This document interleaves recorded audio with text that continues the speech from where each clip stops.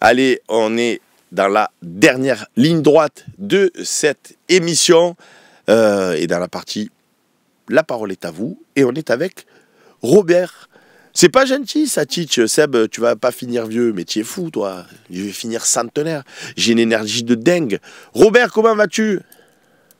Ça va, Seb. Mieux que toi. J'ai une tension un peu plus basse. J'espère que tu vas pas nous faire un malaise d'ici la fin de l'émission, quoi. Mais bon. Il vaut mieux de dynamisme qu'autre chose, on remarque.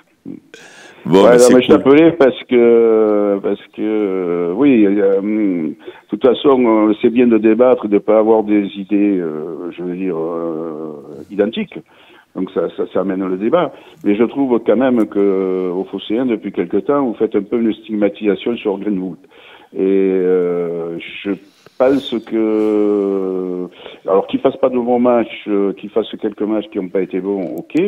Mais il y a une stigmatisation sur lui, j'ai remarqué, de toi, de même de Canut. Et je trouve que c'est dommage parce que certains auditeurs ou supporters, après, risquent de sortir ses arguments, alors que c'est quand même un gars qui nous a marqué 15 buts jusqu'à présent. Même s'il y a des pénaltys, mais il faut les mettre. Sanchez en avait marqué 15 dans toute la saison qu'il a fait. Donc il est déjà au même niveau. Et je trouve que ce qu'il faut prendre en compte, c'est le personnage du joueur. C'est-à-dire que c'est un joueur, quand il touche le ballon, tu as beau dire ce que tu veux, tu vois qu'il est différent. Voilà. C'est un joueur qui est différent. Donc je crois qu'il faut un peu le traiter comme ça. Maintenant, quand il fait pas de bons matchs, ok de le dire, mais chaque fois, son attitude de nonchalance, et ceci, et cela, et machin, et trucs. Non, non, non. À Auxerre, c'est pas lui qui te met dedans. Alors il n'a pas été bon, je dis même nul. Mais c'est les cadres. Et les cadres, on n'en a pas parlé. C'est-à-dire, c'est Rabiot qui a été nul. C'est Benasser qui a été nul. C'est Rochebert qui a été nul. C'est Kondogbia qui a été nul. C'est eux les cadres. Greenwood, ça n'a jamais été un cadre et je pense que ça le sera jamais. C'est un joueur, c'est un artiste un peu. Voilà, donc je pense qu'il il faut être sévère avec lui quand il fait des mauvais matchs, mais il ne faut pas le stigmatiser. Comment on le stigmatise un petit peu. Par contre, les cadres, ils passent à côté. Je veux dire, ils passent à côté, on ne les critique pas. Et c'est eux qui ont été nuls. C'est pas spécialement Greenwood. Voilà ce que je voulais dire. Je trouve qu'il y a une stigmatisation un petit peu de la part du Phocéen sur Greenwood. Voilà.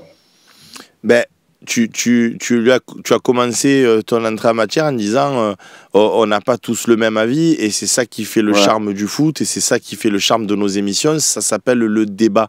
Et je te reprends aussi sur un point quand tu dis c'est un artiste. Tu sais, il y a des tas de gens, Robert, quand ils vont dans des galeries d'art et qui voient un tableau complètement blanc avec un point rouge au milieu, ils vont être en pamoison en se disant non mais tu as vu ce sentiment que ça me procure.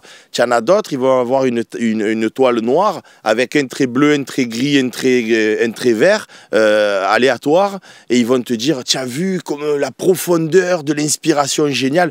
Moi, quand je vais dans une galerie d'art, que je vois une toile blanche avec un rond rouge, je dis, on se fout de ma gueule, Robert. Je dis, y a pas de... ça ne s'appelle pas pour moi, Sébastien Volpe, de l'art. Ça s'appelle du foutage de gueule. Quand je vois un tableau noir avec 3 traits et que ça ressemble à rien, je te dis, c'est 3 traits et un enfant de maternelle, il fait le même tableau. Il y en a d'autres, ils vont se toucher la nouille, ils vont se toucher le cerveau en te disant, qu'est-ce que c'est beau, qu'est-ce que c'est magnifique, qu'est-ce que c'est extraordinaire.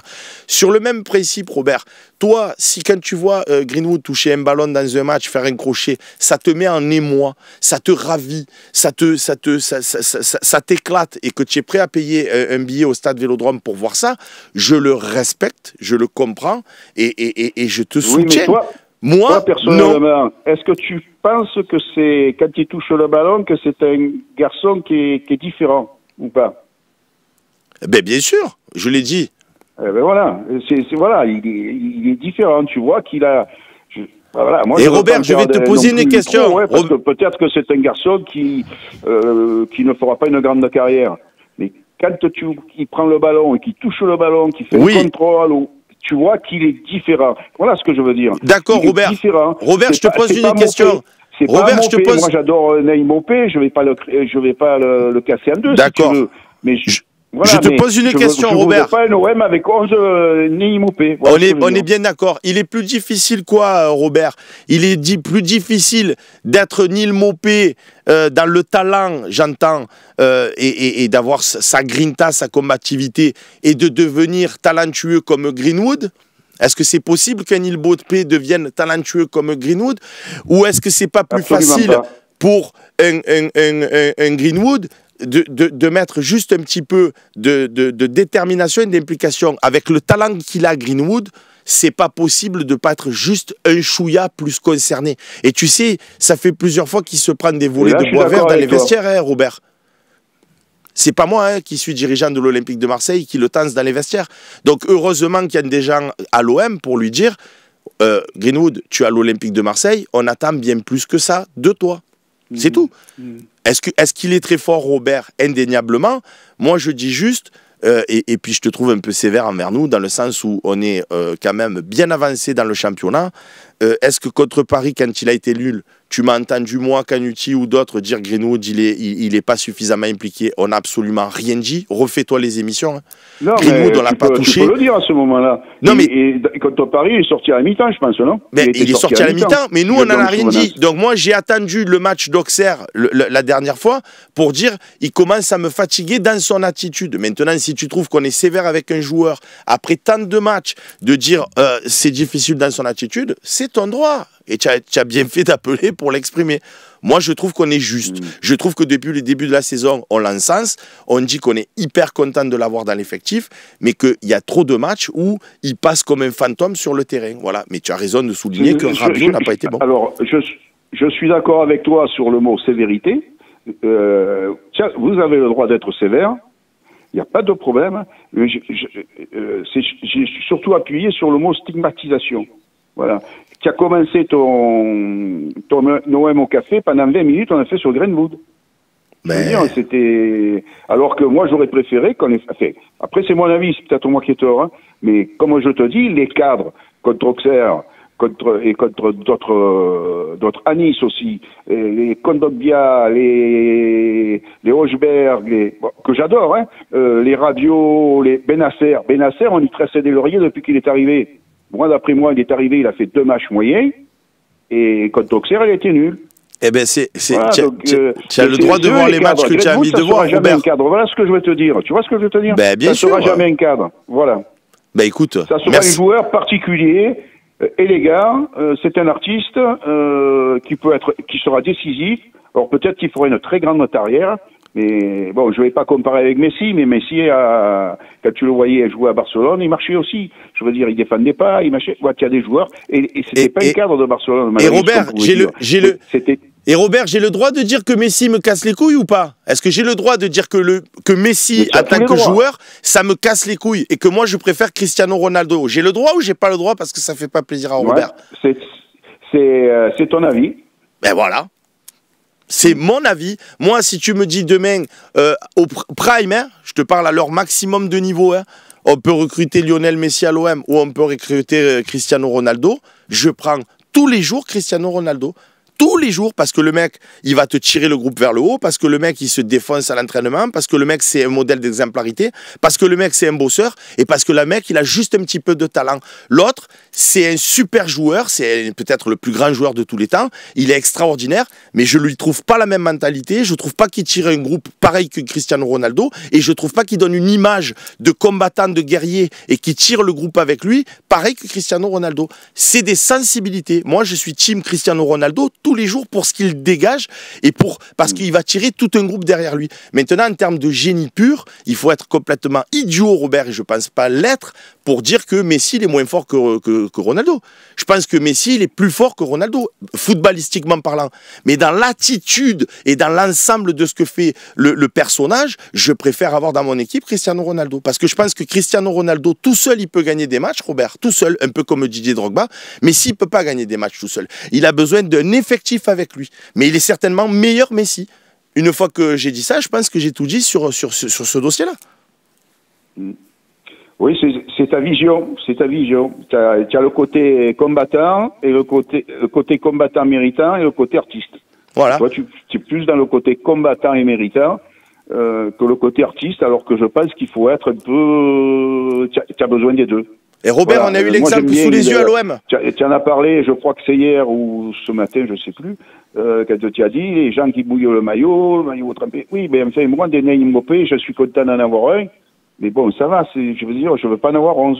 Oui. Malgré que c'est un mec qui se bat et que je l'aime bien, c'est pas le cas. Mais c'est un mec qui sera toujours limité et tu pourras pas voir à l'étage supérieur avec ce type de joueur. Mais je suis... T'as dit que Greywood, tu as peut-être un espoir d'aller à l'étage supérieur. Mais Robert, on dit la même chose. Robert, on dit la même chose. Est-ce que tu es d'accord? On a eu les deux... Enfin, tu es d'accord ou pas? On a eu les deux exemples à une année d'intervalle à l'Olympique de Marseille. À la pointe de l'attaque de l'OM, tu as eu Alexis Sanchez, qui pour moi est un travailleur infatigable, avec énormément de talent. Ça, c'est un cas. Et l'année d'après, tu as eu Aubameyang, qui est plus dilettantiste, qui est plus tranquille, mais qui est aussi un formidable attaquant. Toi, je sais que tu vas me dire, d'après la conversation qu'on a, je préfère Aubameyang. Parce qu'il a marqué plus de buts, parce qu'il est rapide, parce qu'il a fait des crochets, Eh ben moi, je préfère Alexis Sanchez. Parce qu'il était hargneux, parce qu'il a tiré tout l'OM derrière lui, parce qu'il a porté un état d'esprit. Je te dis pas, je préfère Neil Maupay à Alexis Sanchez. Je suis pas fou, Robert. Mais si tu me donnes le choix entre Alexis Sanchez ou Pierre-Emerick Aubameyang, moi, je suis Alexis Sanchez. Et tu as le droit d'être Aubameyang. Voilà. Et évidemment que si tu me compares Maupay et que tu me compares Greenwood et que tu me dis l'année prochaine il faut en garder qu'un, tu gardes qui? Je vais garder Greenwood. Je ne suis pas complètement fou non plus. Maintenant, si tu me dis tu veux Greenwood ou tu veux un autre joueur de son profil à lui, mais qui a plus de qui met plus d'implication dans le jeu, ben je vais prendre plus ce joueur-là, même s'il est légèrement moins génial d'un point de vue artistique dont tu parles. Mais ça, après, encore une fois, c'est les sensibilités. Toi, je sais que tu devais adorer Federer si tu étais adepte du tennis. Voilà, tu aimes le beau jeu, tu aimes l'artiste. Donc, tu devais être...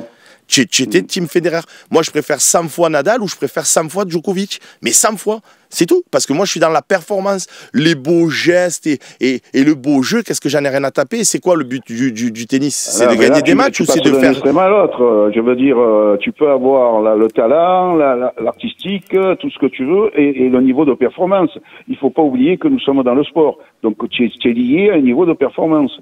Moi-même, bien souvent... Quand je vous entendais avec vos pronostics sur certains matchs ou autres, on est d'accord, on n'est pas d'accord, c'est sympa. Mais des fois, et là je te rejoins parce que je pense que là-dessus on est sur le même point. Des fois je dis, je m'en fous, quel que soit, il faut prendre les 3 points, même si on gagne comme des charretiers, comme on disait dans le temps, même si on gagne petitement 1-0 sur un penalty douteux, ben je le prends parce que je prends les 3 points. Voilà. Des fois, il faut faire passer on est dans le sport, donc il faut faire passer le résultat en premier quand même. Voilà ce que je veux dire. Mais il y a quelque temps, il y a certains supporters, quand ils vous appelaient, ils disaient oui, mais on s'ennuie, oui, mais ouais, mais il n'y a pas de fond de jeu, il n'y a pas ceci, il n'y a pas cela, il n'y a pas... L'essentiel, c'était de gagner, on est second, et j'espère que ça va continuer, et on a quand même marqué des 5 buts 3 ou 4 fois, 4 ou 5 fois, 5 buts, donc c'est pas, on marque quand même des buts, donc on fait quand même du spectacle, même si des fois, on fait un peu un jeu à la Sampaoli, on tourne un jeu de handball, on tourne autour de la surface, mais il y a quand même des résultats, et il y a quand même des buts. Donc c'est sûr qu'on n'est pas la meilleure équipe du monde. Loin de là, on est une équipe en reconstruction. Mais je pense que des fois, ben c'est vrai, là je te rejoins, il faut un peu gagner, il faut prendre les 3 points. Et dimanche, il faut prendre les 3 points, même si tu gagnes qu'un 1-0 sur un penalty douteux. J'en ai rien à foutre, je prends les 3 points pour prendre, parce qu'il y a quand même dimanche Paris Saint-Germain-Lille, tu as Lyon-Brest. La semaine prochaine, tu as, je crois, tu as Monaco-Lyon. Voilà, donc toutes ces équipes, toutes les équipes de tête elles vont se rencontrer. Nous, on va rencontrer 3. On fait 3 déplacements, Paris, Lille et Monaco. Donc on est inquiet. Mais bon, Monaco va aussi rencontrer Paris, Lille, Lyon, voilà. Et toutes ces équipes-là vont se rencontrer entre elles. Nice aussi va jouer à Monaco. Voilà, donc des fois, il faut accepter, et là je te rejoins, il faut accepter de gagner, et de prendre les 3 points, et puis point barre. Et quand on sera en Ligue des Champions l'année prochaine, on sera content d'y être. Mais si, admettons qu'on fasse du beau jeu et qu'on finisse 5e, qu'on se trouve en Ligue Europa, donc contrairement à toi, je serais content, tu vois, je te suis quand même. Hein. Contrairement à toi, je connais tes opinions, contrairement à toi, je serais content de la jouer. Écoute, je préfère gagner les 5 derniers matchs qui restent comme des chiffonniers et être en Ligue des Champions, parce que l'année prochaine, on ne se souviendra plus qu'on a gagné des matchs comme des chiffonniers. On sera content d'entendre la petite musique, et on sera content de jouer contre le Real de Madrid, on sera content de jouer contre City, contre Barcelone, contre l'Inter, voilà, contre le Bayern. Là, voilà. Et tu ne te souviendras plus des matchs. C'est pour ça que je trouve qu'il y a souvent des supporters qui sont assez sévères. Ils disent ouais, on n'a pas eu la manière, on n'a pas ceci, notre 2 herbiers auraient pu tenter ceci, cela. Bon, quand même, un match sur deux de l'OM depuis le début de l'année. Disons qu'il y en a un qui est mauvais si tu veux, mais il y en a toujours un sur 2 qui est bon. Voilà, et même dans des matchs qu'on a fait un peu plus mauvais, on a quand même gagné, c'est le principal. Voilà ce que je voulais dire. Je ne sais pas ce que tu en penses, mais... Bah écoute, je te remercie pour ton appel et pour tout ce que tu as dit. Et je vais prendre du coup quelqu'un d'autre parce que là, on a quand même pas mal échangé et je comprends ton point de vue. Merci Robert pour ton appel. Est-ce qu'on a quelqu'un d'autre du coup ? On a quelqu'un d'autre. Pendant ce temps, Willy, le baron Seb, j'ai une question s'il te plaît. Comment penses-tu qu'on va être arbitré après que l'ensemble des arbitres aient porté plainte contre nous? Mais en fait, ils n'ont pas porté plainte contre l'OM, ils ont porté plainte contre une personne qui s'appelle Pablo Longoria. On a Nino en ligne. Salut Nino, comment tu vas? Salut Seb, ça va et toi? Impec, écoute. Tu crois, ça fait plaisir pour t'avoir, toi, le patron. Oh là là, c'est un régal. Hein. Eh bien, écoute, qu'est-ce qui t'amène, Nino? Tu n'es pas d'accord sur quoi? Ou tu es d'accord avec quoi? Ben moi, vu que là, j'étais en attente, j'avais pas entendu ce qui s'est passé après derrière, je parlais par rapport à l'arbitrage. Tu as vu ce que tu as dit? Ouais. Moi, je suis d'accord avec toi. Un arbitre qui peut te changer un match, moi. Ça se fait dans le ballon, ça se fait dans tous les sports. L'arbitre est le gérant du match, le gérant d'un combat, le gérant d'une compétition. Donc, automatiquement, malgré que nous, on puisse faire ce qu'on a à faire, si il y a quelqu'un qui est au-dessus de l'institution, entre guillemets, puisque maintenant on a entendu ça toute la semaine, hein, l'arbitre est au-dessus de l'institution, donc c'est lui qui gère. Il claque d'un doigt, ça va changer un match. Tu as beau faire ce que tu as à faire sur le terrain, mais non, tu en as un qui va venir parce qu'il y a le VAR, il y a le ceci, il y a le cela, il y a le reste, il va te changer le cours du match. On fait comment maintenant? Je suis complètement d'accord avec toi, Nino. Moi, tous les gens qui disent à longueur de temps, oui, on n'a pas besoin de l'arbitrage, et je sais que c'est un des arguments principaux de Romain Canuti qui nous dit tout le temps, on n'a pas besoin de l'arbitrage pour battre Auxerre, on n'a pas besoin de l'arbitrage pour battre Saint-Étienne, on n'a pas besoin de l'arbitrage pour battre...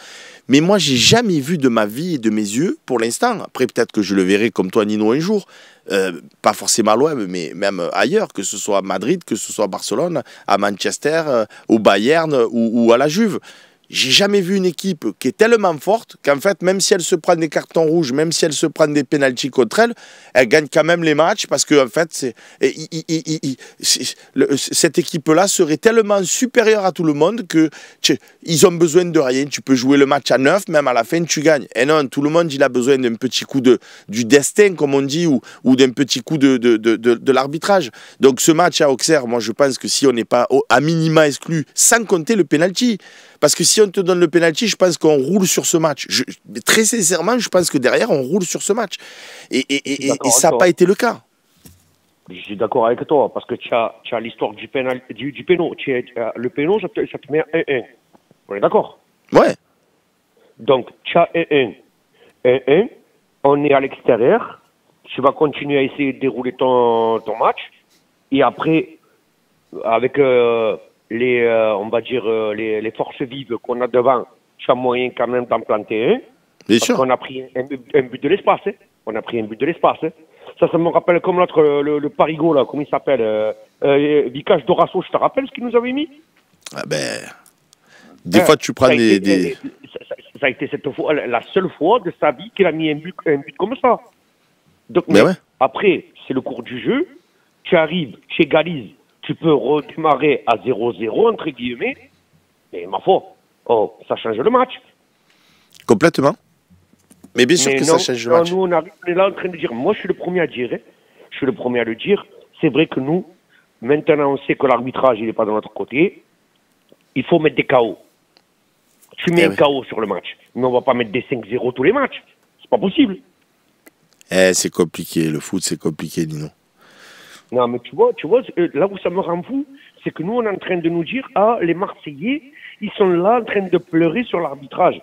Mais vas-y, prends ton équipe, fais-lui le même arbitrage que ce que nous, on subit à longueur de saison, et on va voir si tu vas pas pleurer. Exactement. Et en vérité, quand tu regardes tous les présidents, hormis le président du Paris Saint-Germain, sinon, les Lyonnais, ils pleurent, les Stéphanois, ils pleurent, les Monégasques, ils pleurent, les Nantais, ils pleurent, enfin, toute la terre pleure, parce qu'on est chaque fois arbitré, parce qu'il y a juste des dingueries dans chaque match qui sont absolument anormales. Nino, je te remercie beaucoup. Il y a une dernière auditeur à faire passer, le temps tourne. C'était un plaisir d'échanger avec toi. Et puis tu appelles quand tu veux. Merci beaucoup Nino de ton appel. On va avoir un dernier auditeur qui était en attente et qui a patienté lui aussi pour pouvoir échanger avec nous ce matin dans l'OM au café.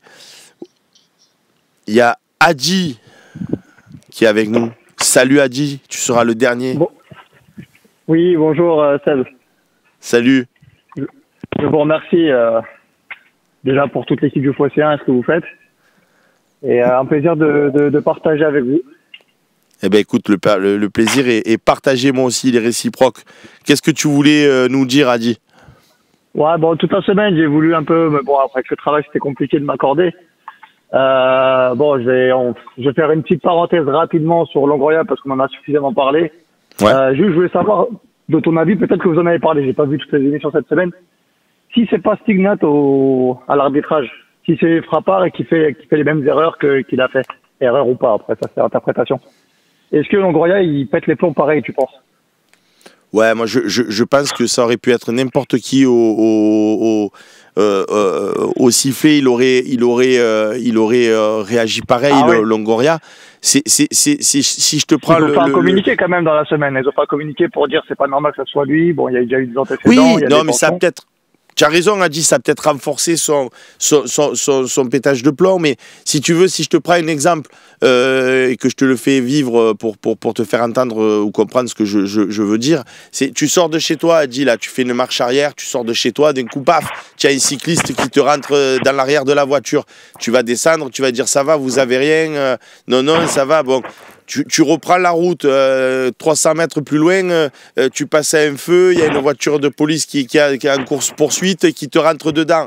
Et tu vas dire, aujourd'hui je suis maudit, c'est pas mon jour, mais bon, allez, oui, admettons, tu gardes ton sang-froid. Hein. Et tu repars et au moment d'arriver devant ton boulot, d'un coup il y a un mec qui fait créneau, il te percute. Et il y a de grandes chances que tu vas sortir, tu vas y aller, tu vas le fracasser parce qu'au préalable tu t'es pris un cycliste, tu t'es pris. Et donc c'est la répétition qui fait qu'à un moment donné tu pètes un plomb. Ça je l'entends, ça je suis tout à fait d'accord avec Longoria, c'est trop ce qu'on subit. Mais si le dernier créneau devant le boulot c'est les mêmes que le premier, je l'aurais un peu plus mauvaise encore. Tu m'as tué, Adi. Ah si, oui. Si c'est le mec qui fait le créneau, dans mon exemple, c'est le cycliste en fait.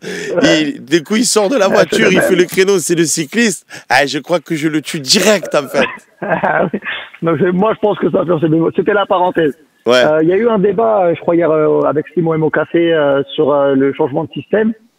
Il y en a certains, il y en a plein qui demandent depuis de longues semaines si Longoria, si De Zerbi plutôt va remettre son 4-4-3 des prochaines avec le mercato. Ça parlait beaucoup de la défense, que là il a trouvé cette stabilité parce qu'on n'a pas une défense stable depuis le début de la saison. Mais il y avait un autre point que je voulais quand même voir, c'est que il a aussi adapté ses systèmes, et d'ailleurs, t'en parles depuis tout à l'heure, un peu aussi à cause de Mason Greenwood et de ses replis défensifs qu'il ne faisait pas du tout. Donc toi, est-ce que tu penses que Longoria va garder ce 3 défenseurs ou qu'il va repasser en 4-3-3 l'année prochaine? Oh, là, à l'instant T, c'est comme les histoires de Van-Toem et le reste. Ça serait avoir une boule de cristal et jouer à des pronostics que, déjà, est-ce qu'on est sûr, a dit que l'année prochaine, Roberto De Zerbi sera toujours l'entraîneur de l'Olympique de Marseille. J'en sais strictement rien. Pourquoi? Parce que Benassia et Longoria, ils peuvent être fatigués du traitement médiatique et qu'ils subissent à longueur de temps. Et s'il faut, tu n'as plus personne l'année prochaine et tu reprends sur une feuille blanche. Donc, à ce côté-là... Évidemment, je parle d'un idée où De Zerbi est encore là et qu'on garde un peu la même équipe.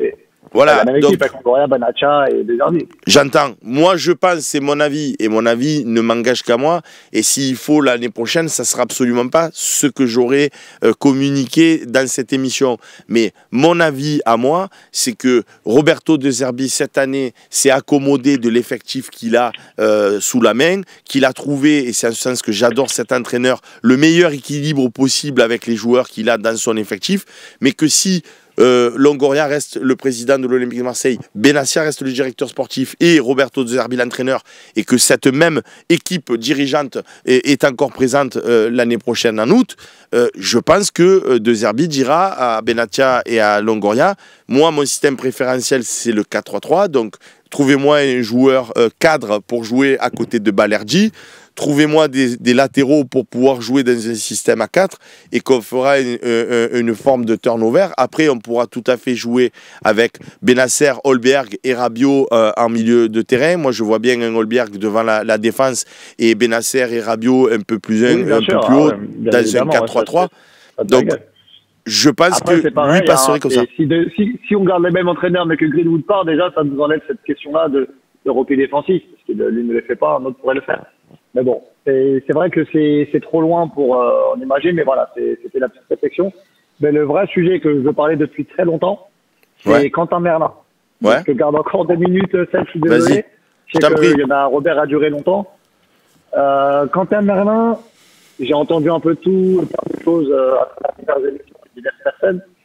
Il y a eu une petite comparaison de Luis Enrique entre les apports des deux, puisque ce sont les deux pistons, mais pour moi, ils sont incomparables parce qu'on a un défenseur de métier et un arrière gauche de métier et un ailier de métier. Donc forcément, ils n'apportent pas la même chose.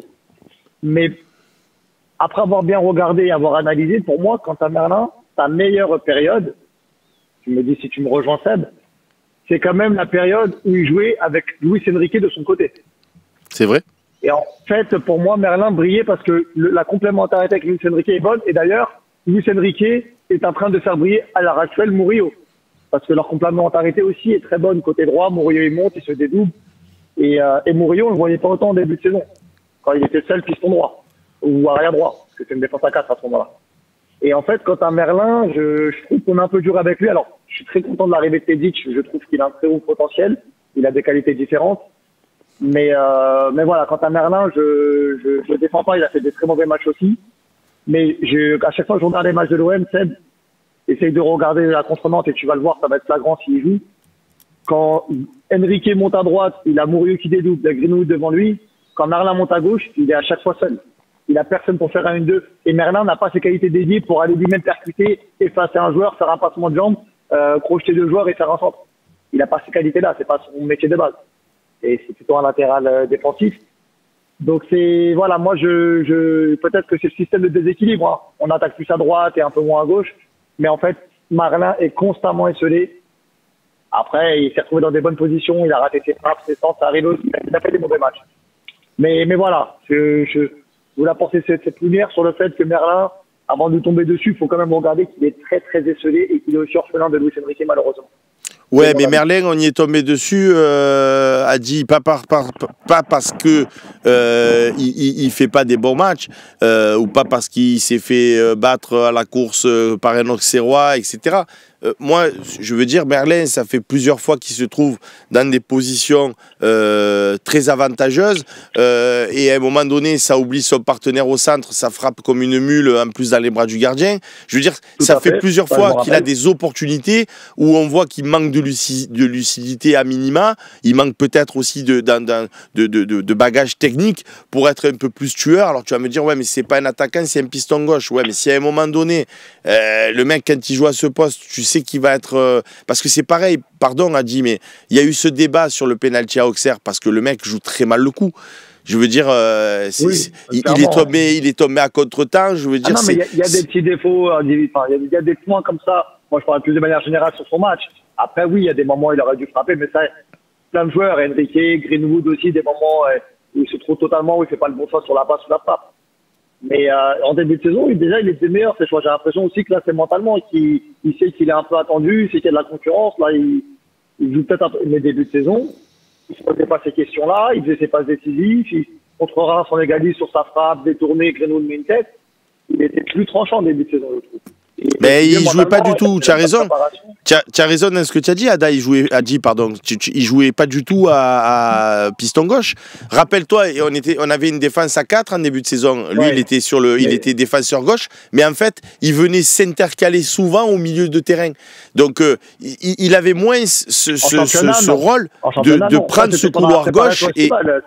En championnat, à part Brest, le premier match où il jouait carrément au milieu, parce qu'il n'y avait pas contre de bien, il jouait ailier gauche, plus haut qu'Enrique. Quand on avait la possession, lui, il montait très haut, il restait tout là-haut, il mangeait la ligne. Je me rappelle contre Reims, j'étais au stade, il mangeait la ligne. Et c'était le joueur qu'on a plus vu contre Reims. Donc je me rappelle avoir lu le débat avec mon frère, parce que je lui disais, regarde, à gauche, il y a une complémentarité, et c'est notre force, Enrique et Merlin, où ça combine ensemble. Et à droite, on avait Harit et les droits Greenwood, qui étaient deux bonnes individualités, mais qui n'étaient pas complémentaires, qui ne jouaient pas ensemble. Et c'était très flagrant l'apport individuel à droite et l'apport collectif à gauche. Mais il était très très haut, mais il n'était pas au milieu de terrain. Pendant la préparation, oui. Mais pendant le championnat, les 4 premières journées, il joue plutôt ailier gauche. Ouais. Il joue très très facilement. Ouais, le système a changé. Mais là, dans le nouveau système, en fait, je trouve trop orphelin, trop seul. Rabiot dézone beaucoup. Et il est vraiment seul. Regarde, le côté de Merlin, il fait une passe à l'arrière. Parce que Cornelius ne fait pas le même apport que Murillo. C'est peut-être aussi les consignes. Hein. Parce que si Murillo et Cornelius ils montent, l'Arbitre est un peu seul aussi derrière. Donc à un moment donné, c'est peut-être aussi des consignes. Mais il est trop seul, je trouve. Là. À gauche, il est trop seul. Et ça me convient dans ce système-là parce que ça marche, on gagne. Hein. Il y a un équilibre. Hein. Après, contre Auxerre, il ne se fait pas manger de vitesse. Hein. Contre Auxerre, il part avec 30 mètres de retard. Dès le début, il anticipe et il prend la course. Pour moi, c'est Kondogbia qui devrait le suppléer et lui, il aurait pu prendre sa place en base. Mais Kondogbia, il doit couvrir. Il ne l'a pas fait. Même pas voir le but de Merlin contre Auxerre, je le mets plus sur Kondogbia que sur Merlin. Même si après, en revenant, il se fait projeter. Après, il revient en bout de course. Enfin bon, voilà, je sais qu'il est un peu tard. Merci Adi pour ton intervention. En tout cas, vous savez quoi, je vous dis la vérité, ça me fait plaisir parce que les trois intervenants de ce matin dans l'OM au Café, on sent que ça y est, là, c'est la libre antenne, vous avez pris vos habitudes, vous appelez, vous intervenez, et c'est pour ça qu'on a créé cette partie, c'est pour vous entendre aussi, parce que nous, on nous entend à longueur d'émission. Donc, ça fait plaisir aussi d'avoir d'autres avis que les miens. Après, on débat, bien évidemment, parce que c'est le concept de l'émission. Si c'est pour quand un auditeur appelle, on dise « Ah oui, je suis complètement d'accord avec toi ». Mais encore une fois, j'imagine que Robert continue de regarder l'émission, mais ton discours, c'est des prises de bec incroyable et indéfini avec mon frère Maxence, que j'embrasse, au sujet de Payet. Et chaque fois que Payet faisait un bon match, Maxence il me disait alors Payet, le talent il en faut pas, il faut que des Neil Maupay, que des travailleurs, non, tu vois, ou que des Vitinha, bon bref, tu vois que le Payet il te fait gagner un match, et quand il faisait 2-3 matchs transparents, je disais on a vu Dimitri Payet là sur les matchs, il a servi à quelque chose ton Dimitri Payet, et le match après il nous refaisait gagner à lui tout seul, et il me renvoyait la balle et on faisait un ping-pong permanent. Voilà, c'est le foot est fait de ça, c'est de discussion, de vision, et heureusement, Robert, heureusement qu'on a tous notre sensibilité. Et puis c'était sympa aussi d'avoir Hadji qui a soulevé l'importance de la cohésion dans une équipe et des automatismes, et que ben ouais, Quentin Merlin, il était certainement mieux réglé avec Luis Enrique sur son côté gauche qu'avec Rabiot, où il est de temps en temps un peu moins à la fête. Les amis, c'est 12h07, vous imaginez bien qu'il n'y aura pas de petits bonus. Je vous embrasse bien fort. Je vous donne rendez-vous dimanche sur le Phocéen, bien évidemment, tout au long de la journée pour l'actualité. Mais pour nos émissions, on se retrouve dimanche pour 4 heures d'émission. Prenez soin de vous. À très bientôt. Bye bye.